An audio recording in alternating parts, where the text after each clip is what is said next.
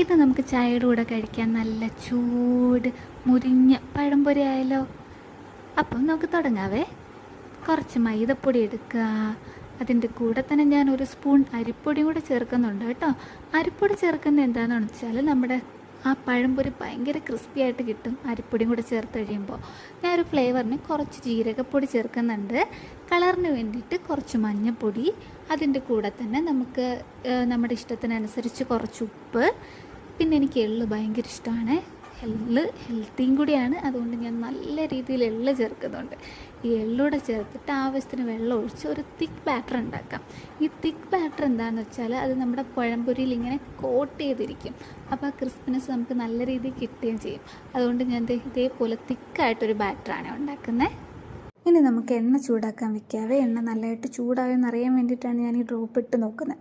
അപ്പം എണ്ണ ചൂടായി കഴിഞ്ഞ് കഴിഞ്ഞാൽ നമുക്ക് പഴംപൊരി ഓരോന്നായിട്ടിട്ട് നല്ല രീതിയിൽ മുരിയിച്ചെടുക്കാം. നമ്മൾ ഈ പുറത്തുനിന്ന് അൺഹൈജീനിക്കായിട്ട് ആഹാരം വാങ്ങിച്ച് കഴിക്കുന്നതിൽ എത്ര നല്ലതാണ് നമ്മളുടെ വീട്ടിൽ തന്നെ കുക്ക് ചെയ്ത് കഴിക്കുന്നത്. കുറച്ച് സമയം നമ്മൾ അതിന് വേണ്ടിയിട്ട് മാറ്റി വെച്ചാൽ മതിയെന്നേ ഉള്ളൂ.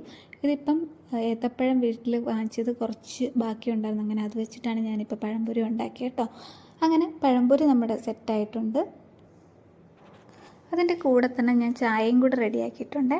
അങ്ങനെ ഞങ്ങൾ പഴംപൊരിയും ചൂട് ചായയൊക്കെ കൂടി നല്ല സൂപ്പറായിട്ട് അങ്ങനെ ഞങ്ങളുടെ ചായ കുടി ടൈം കഴിഞ്ഞു. അപ്പോൾ ഓക്കെ, ബൈ.